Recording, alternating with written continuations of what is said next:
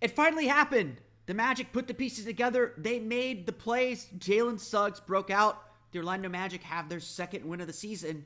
Let's break it all down. It's time for Locked On Magic. You are Locked On Magic, your daily Orlando Magic podcast. Part of the Locked On Podcast Network, your team every day.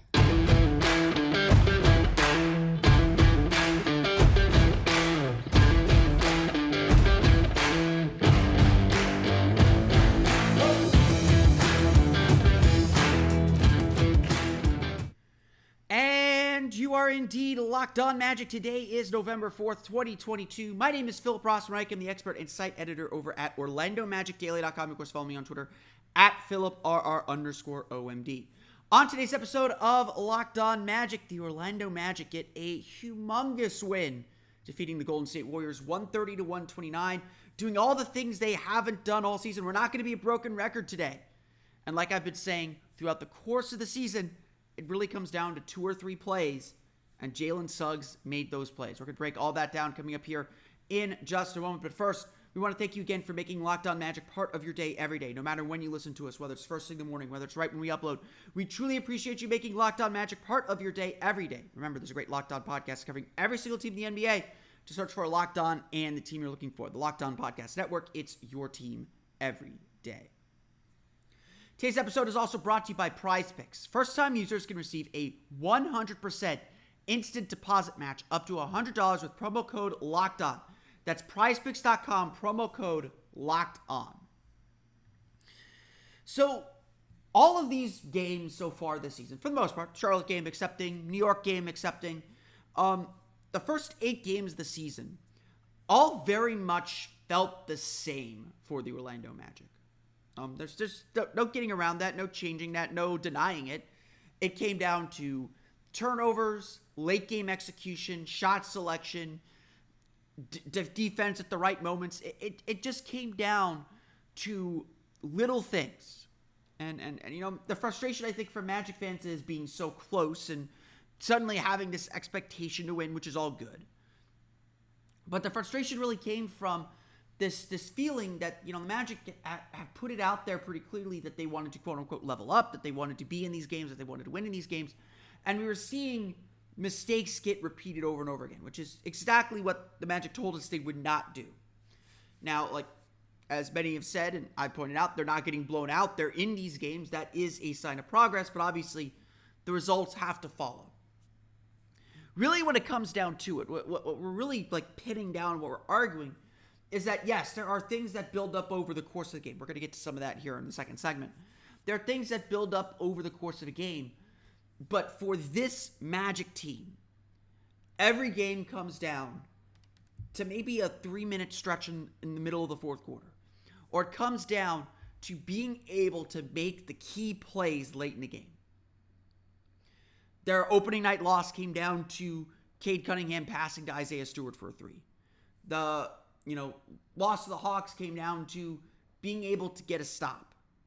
The loss to the Celtics, the same deal. And it's little decisions that mean big things over the course of a long game. As Jamal Mosley said after the game, there was a little bit of a come to Jesus moment, a little bit of a come to Jesus meeting after the Magic lost the Oklahoma City Thunder, understanding the mistakes that they made down the stretch that ultimately cost them that game, of not being able to kind of weather that storm, take those punches, take that last rush, and keep their composure to stay in the game and stay in the lead. The way the Magic are playing right now, they get those opportunities to make good immediately. At the end of the day, what Orlando needed was to make a play. Make a winning play at a winning moment. These are the plays the Magic are missing, and honestly, this is what the Magic are going to struggle with all year. This is what young teams have to learn and young teams struggle to do. They have to find ways to win these games. They have to find ways to make these plays. And they're not used to doing it. They're not used to being in those situations. And so it's all learning. In Thursday's win over the Golden State Warriors, it was Jalen Suggs constantly making these plays. Making plays you don't expect. Making plays the defense doesn't expect. Making plays the opponent doesn't expect. But making plays that give the Magic that little extra boost, that little nudge to get over the top. It started really with about 2 minutes left.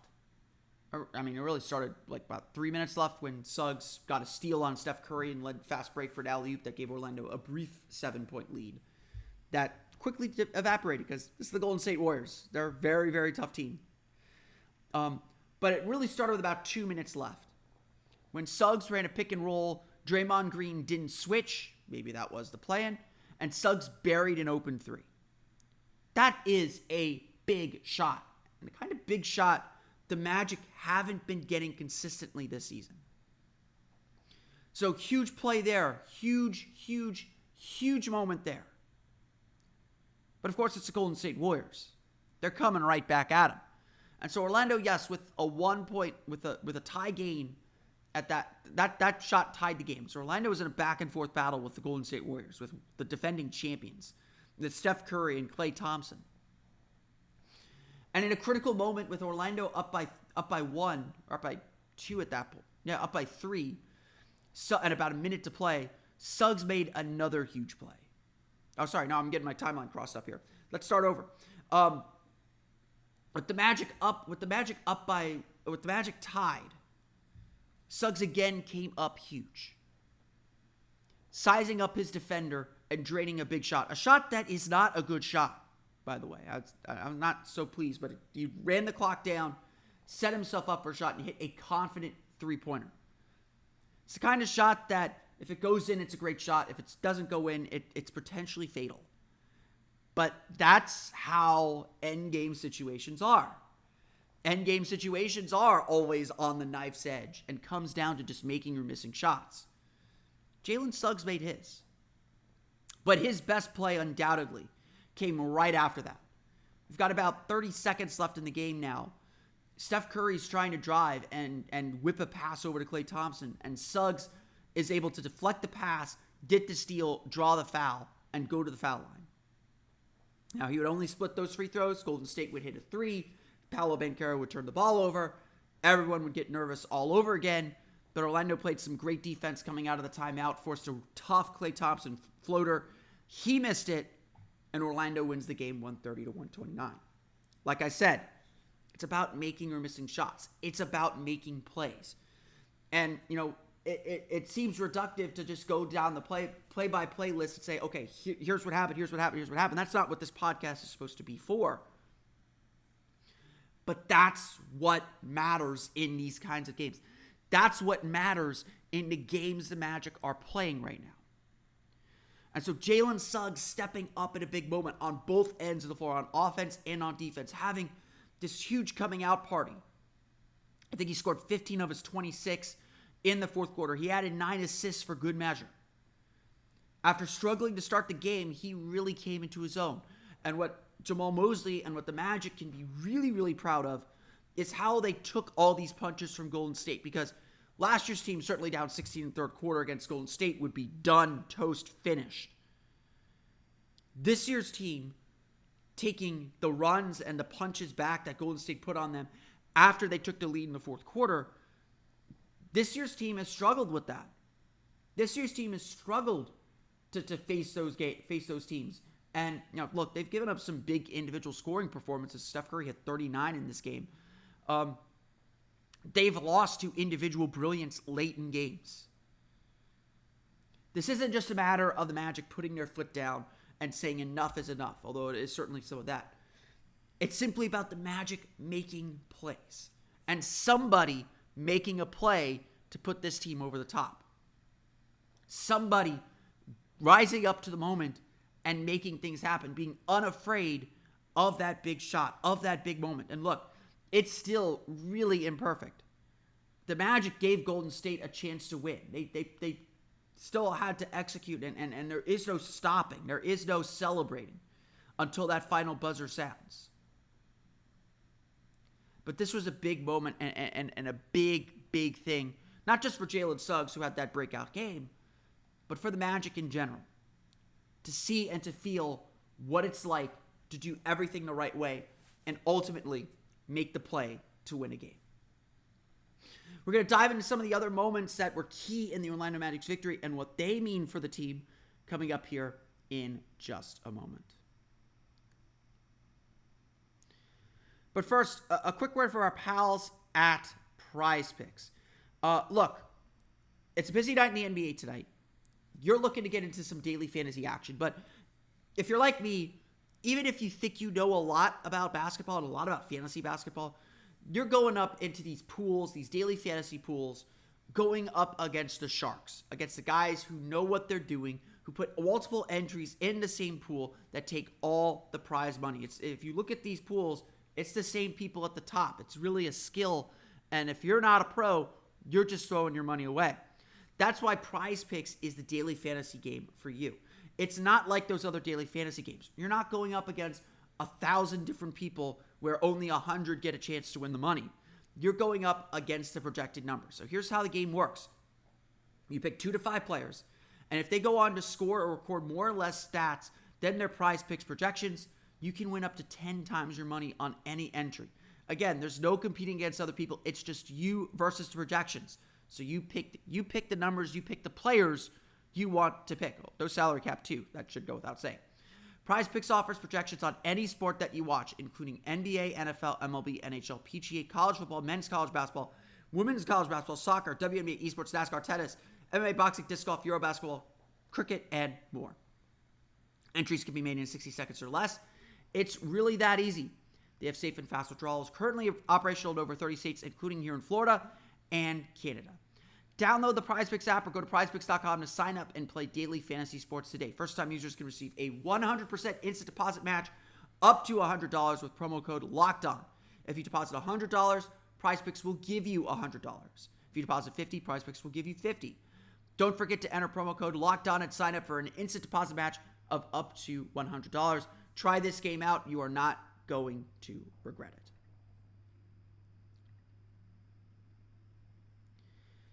We want to thank you again for making Locked On Magic part of your day every day.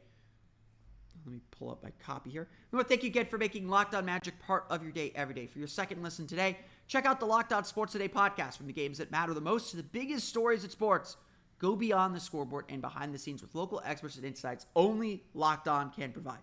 Locked On Sports Today available on this app, YouTube, and wherever you get your podcasts.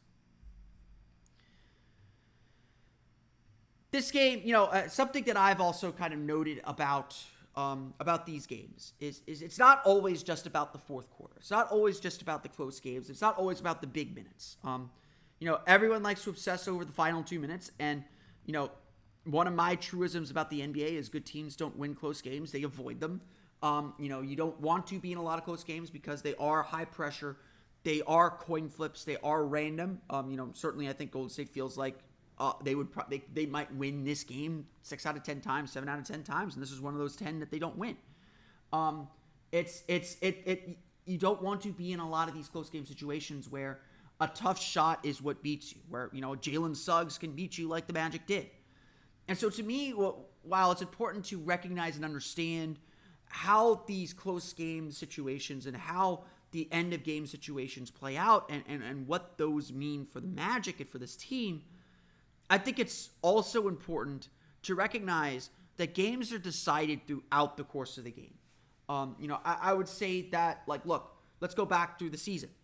The second quarter against the Pistons, when the Magic lost their lead and had lineups that with Franz Wagner on point when he wasn't really comfortable doing that, those were big moments that set the tone for the rest of the game. And the Magic were playing uphill the rest of the way. Against Oklahoma City, that end of the third quarter, was the game. Yes, Orlando built an 11-point lead in the fourth quarter, but the Magic, because they were trying to protect that lead, because they were trying to grow that lead and really scratch out that win, brought Paolo Banchero, Wendell Carter, and Franz Wagner in to start the fourth quarter. They played the entire fourth quarter, and you could see those effects later in the game. This is really, I think, a really important point to note, is you can feel these really important moments throughout the course of the game. And look, you get into this more during the playoffs when every game really matters and every possession really, really matters. But look, each game right now is the Magic's playoffs. I noted this as someone who was complaining a little bit about Coach Mosley And I quote tweeted them and said, hey, look, I'm really happy that we're getting to argue specific rotation decisions and specific moments in the game and breaking down games like this, because it means we expect this team to win, and we expect this team to do the things necessary to win. And look, I'm trying to preach patience with everybody, with Coach Mosley, with this team. They're super young. It's super early in the season. Don't draw conclusions yet. Let everyone develop. Note some of these problems, note some of these mistakes, note some of these miscues, but watch how they progress at the end of the season. Don't make evaluations in November. Make your final evaluations in April when the book is closed and the season's done. Now, we'll get plenty of data before then to help us make those decisions and help us make those evaluations. But like, let's let things play out a little bit. Let's see how guys improve. And again, give Jamal Mosley credit. If you're going to criticize him for his rotation decisions, he spent the entire game making sure one of Paolo Banchero or Franz Wagner were on the floor at all times, except for a 4-minute stretch at the beginning of the fourth quarter. And that's really what I want to hammer down right now. The Magic started the fourth quarter with a very odd lineup of, I think it was Jalen Suggs, R.J. Hampton, Kevon Harris, Chuma Okeke, and Caleb Houston. Don't think we've seen that lineup. No center in that lineup. It was weird. And I noted it immediately that lineup didn't have one of the big three guys on the floor. But Caleb Houston was +3 in his 4.5 minutes. Starting at the end of the third quarter. The Magic being able to hold the ship steady, take a little bit of a lead until the Magic could get those starters back in and match Golden State starters. That was a huge turning point in the game. And that's why this, honestly, that lineup succeeding is what allowed the Magic to win the game. Like, seriously, that lineup succeeding is what, and sorry, Caleb Houston was not +3. Caleb Houston was +11 in 452. That lineup succeeding is why the Magic won this game, or what put them in position to win this game. So you got to give credit to the guys that made these little plays throughout the game. Chuma Okeke scoring 11 points in the first quarter on 3 3-pointers. The Magic were reeling. They were struggling to get their offense going. They were struggling defensively. Those 3-pointers from Okeke calmed the team down, got them back into the game. When they fell behind by 16 in the fourth quarter, Paolo Banchero took over the game. He scored 22 points in total, a good chunk of them in that third quarter, got the Magic back in the game, and he exited, but the momentum carried over. The Magic were able to cut the lead down to, I believe, 2 at the end of the third quarter. These are the things that matter. Kevon Harris flying in for offensive rebounds. Kevon Harris had 4 offensive rebounds. 4 of his 5 rebounds were offensive rebounds. Just making these little energy plays, being pesky defensively. Not necessarily good, but pesky. Making all of these little plays that build up and allow you to finish games at the end.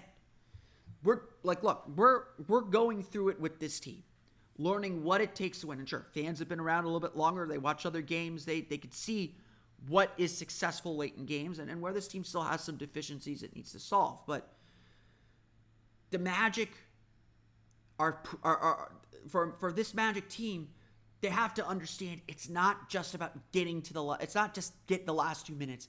It's getting to the last 2 minutes. It's, when you have a lead, bringing the bench in and sustaining that lead, which is a big issue for this team. It's finding these pockets to attack and grow leads, shrink deficits, and stay in the game. And so, yes, Jalen Suggs is the hero for the big plays that he made late in the game. But guys like Kevon Harris, like Chuma Okeke, like Paolo Banchero, Wendell Carter making some big defensive plays. The big thing this team is trying to learn this year is that it's the details. It's the little plays that build up over time that enable you to win.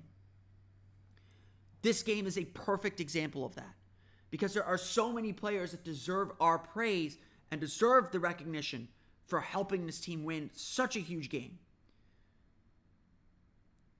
It's stuff that built up over and over. It's the little things piling on top of each other that ultimately enabled Orlando to win the game. Look, it's tough to win games against the Warriors when you're giving up 30 points in every single quarter The Magic gave up at least 30 in every single quarter and giving up 15 for 30 shooting from beyond the arc. Draymond Green said it after the game, actually. When Klay Thompson and Steph Curry go 15 for 30 from three, we have to win those games. The Warriors lost a game that they have to win. The Magic beat the Warriors when they were doing a lot of really good things. But it's those little moments. It's getting a rebound off a Steph miss and starting a fast break. It's easy to look at the big plays Jalen Suggs made and say that's why the Magic won the game, and it absolutely is. But what this Magic team is learning, what this Magic team is going through, and what this Magic team is trying to figure out is how to do those little moments in the second, the third, the first quarter that set the tone for the game, that build momentum, and give you the confidence to win. This was a game where the Magic did a lot of those plays and made a lot of those plays. And that's why they ultimately came out on top in this one. We're going to go through the final box score to finish out the show, talk a little bit about individual performances coming up here in just a moment. So let's go through the final box scores. The Orlando Magic defeat the Golden State Warriors 130-129 for their second win of the season. I will note Orlando is 2-1 at the Amway Center. And I want to start right there before we get into the box scores. I've gone through a lot of the individual performances I want to go through already. This was my first home game of the year. It's Golden State. I know it's always going to be a crazy crowd, always going to be a loud crowd, but I have to say there has not been, I've not felt a buzz like this in the Amway Center for the Magic in quite some time. Even during the playoff run in 2019, I don't think that there's been this much anticipation for what's next with this group. And, I sense it. I see it with how my traffic's doing, to be perfectly honest. People are interested in what the Magic are doing. But to feel that crowd was really, really fun and really, really good. It's Golden State. Of course, they're going to sell out, but that does make 3 straight announced sellouts. I won't say that the Magic actually sold out all 3 games, but the Magic, the box score at least marks this game as a sellout for the 3rd straight time and 3 out of 3 for the start of the season. Now, we'll see Sacramento, not quite as sexy an opponent. Houston on Monday, not quite as sexy an opponent, but I have to say, there's obviously interest in the first overall pick, and Paolo Banchero is making good on that and playing really, really well. But I have to say, there definitely is a buzz and an interest in what this team is doing and what this team is capable of doing. It's really, really, really exciting to see. And really, really exciting to see and feel that energy. I joked about this. I have an Apple Watch, and it does this thing where if it gets too loud, it tells you, like, hey, you're in an environment that's 90 decibels loud, and if you hang around here for 30 minutes or more, you're going to get hearing damage. The only time I've actually seen it go off is when I'm on roller coasters, to be perfectly honest. I had my phone on sleep so I could focus on the game. But I checked my watch after the game. I had 4 different alerts that it was too loud. And I checked the data on my phone, and I was up in the lows, so I wasn't down on the floor, so I imagine it was much louder down there. It topped off at 101 decibels. So it's the Warriors. It's loud, but Jamal Mosley said it after the game. The fans really brought the energy, and it's different. Yes, there are lots of Warrior fans. There's lots of Steph Curry fans. There's a lot of Steph Curry admirers. It's hard not to gasp when Steph Curry does some of the things that he does. There's always going to be a little bit of that noise there, but it was largely a Magic crowd, and you could hear in the third quarters Orlando was making their comeback. Organic "Let's Go Magic" chants like it was the playoffs. There is real buzz about this team. So hop on that bandwagon now. And it being my first home game, I just wanted to give the credit to the crowd and to the fans for bringing a lot of energy and for being engaged in this game. That's going to be a big selling point. That's going to be a big boost. I think I've said it on this podcast. I really believe this Magic team is going to be better at home than they are on the road significantly. That's how young teams usually are. But Orlando really has the opportunity to establish some home court. And that's something they've struggled to do really since Dwight Howard left. There's obviously that 5-0 homestand in 2019. That was really, really important in the playoff push. And we saw the crowd really get into it then. And we saw the crowd obviously into it during the 2019 playoffs. But Magic's home records have always been kind of middling, even when they were in playoff form. This is a chance to really establish a home court. And I noted this. With young teams especially, getting big wins at home and proving to your home crowd that you're going to compete and win on your home floor, that's how you build a fan base. That's how you get support. That's how you get belief in the rebuild that you're doing. I could sit here and I've been telling people all offseason, like, look, I don't know how good this team's going to be record-wise. They're going to be a lot of fun. I've been telling people, like, look, they're doing more good things than bad. The results just aren't there yet. Getting the results at home is proof to a fan base that you're worth investing in, that you're worth believing in, that you're worth kind of sticking with. And so in that sense, like, this is a big win. This is a big confidence win for the team because obviously they executed down the stretch and beat the defending champions. But it's a big win for the franchise just for establishing this base and this understanding and this home court that Orlando is going to be a tough place to play, and the crowd is going to be behind them. And obviously, we're at the ground floor, first floor of this. We're going to see this continue to build as we move forward. Let's get to some individual performances then. Jalen Suggs, career high, 26 points, 9 for 17 shooting, 2 for 6 from the three-point line, 6 for 11 from the foul line, 9 assists, 4 steals, 3 turnovers. So you see a lot of the good and the bad. I would say this about Jalen Suggs. When he's bad, he can be really bad. Criticism for him and his shot selection and his offense are very warranted in my mind. I thought his first quarter was terrible. I thought he was taking bad shots. He was kind of loose with the ball, turning it over. He's obviously got a big responsibility. He was the main defender on Stephen Curry, and I thought generally he did a good job when he was matched up with him.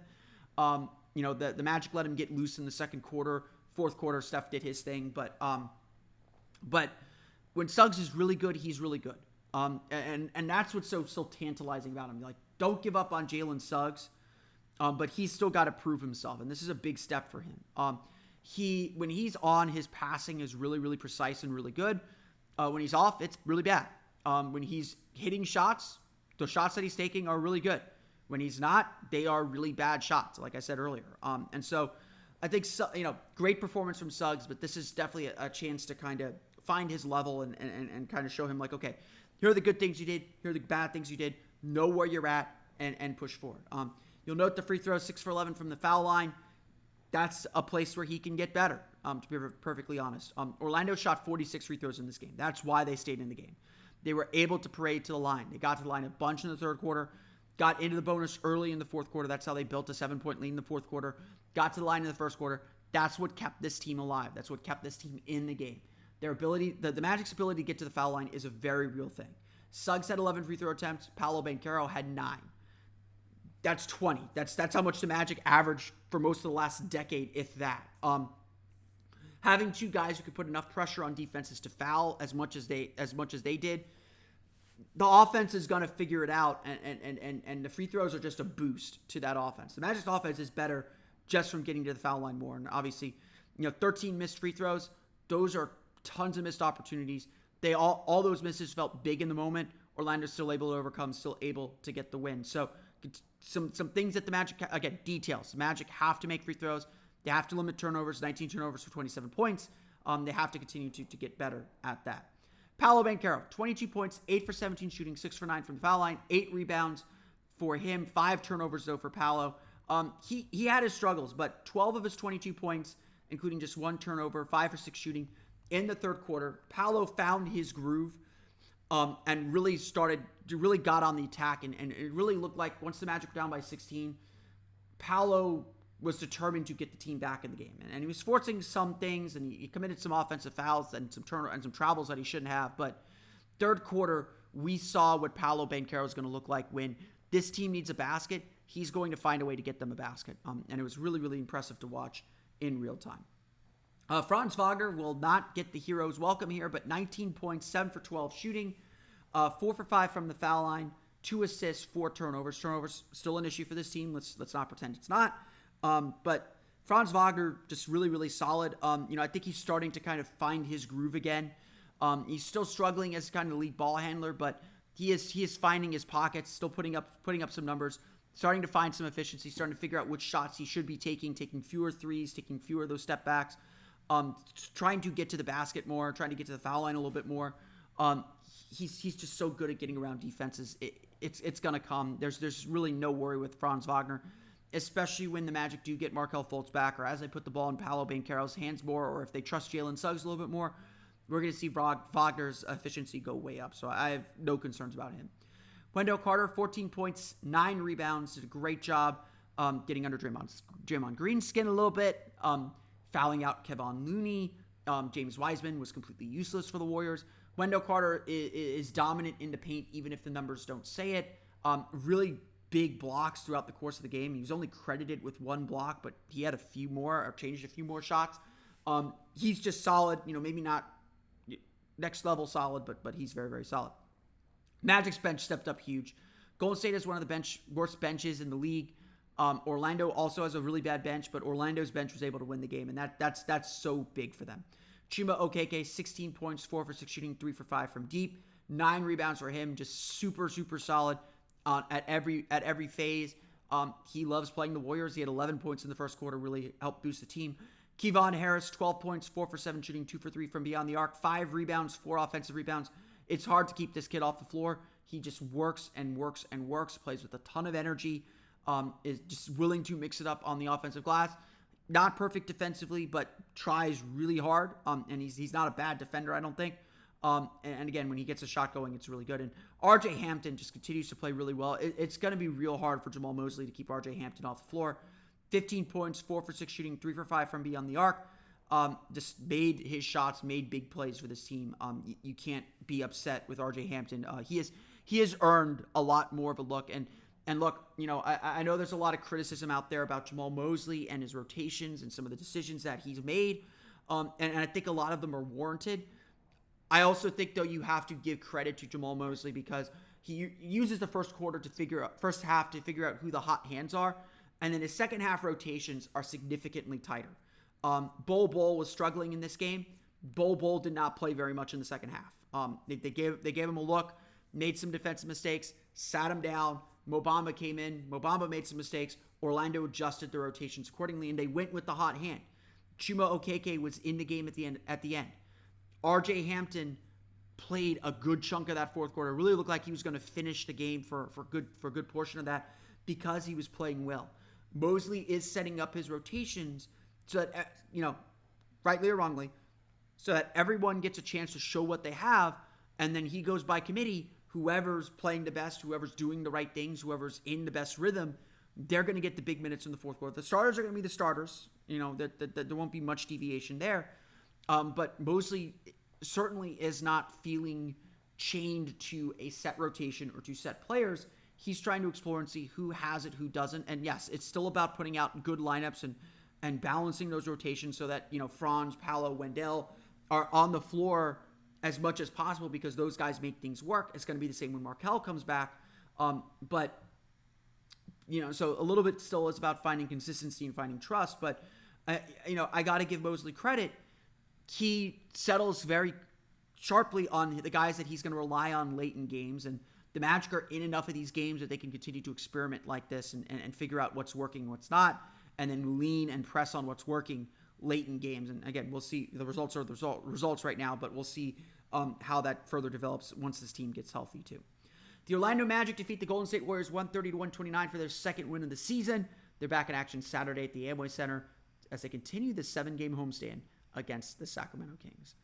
But that's going to do it for me today. I want to thank you all again for listening to today's episode of Locked On Magic. Of course, find me on Twitter at @PhilipRR_OMD. Subscribe to the podcast on Apple Podcasts, Stitcher, TuneIn, Himalaya, Google Play, Spotify, Odyssey, and all the fun places you download podcasts to your podcast-enabled listening device. For the latest on the Orlando Magic, be sure to check out OrlandoMagicDaily.com. You can follow us there on Twitter at @OMagicDaily. Before we get into what comes next, I just want to give everyone a healthy reminder. Tuesday is Election Day here in the United States. The midterm elections are coming up. The ballots will be cast, will be counted, and early voting is still going on here in Orange County. I believe early voting in Orange County goes until Saturday. It might be Sunday, but I will say for sure till Saturday. Check your local supervisor elections office to learn about early voting and how long early voting will go to. I know some counties will end it today on Friday. But if you have not made a plan to vote, or if you're planning to vote on Election Day, please make a plan to vote. There are great voter guides out there from the Orlando Sentinel, from the news station that I work for, Spectrum News 13 on mynews13.com. Learn about the candidates, learn about the issues, make informed decisions, and please exercise your right to vote. The midterm elections will have a major effect on on both the national government, the federal government, as well as your local government, with lots of key issues on the ballot and your leaders deciding which direction your community goes. So again, please do your research on the candidates, learn as much as you can about them, make your plan to vote, and if you haven't voted early already, vote early or make your plan to vote on November 8th on Tuesday as we get set for the midterm election. So please definitely do that. Thank you again for making Locked On Magic your first listen today. For your next listen, check out the Locked On Sports Today podcast, the biggest stories of the day, plus instant reactions, big game recaps, and the take of the day. It's available on the Odyssey app, YouTube, and wherever you get podcasts.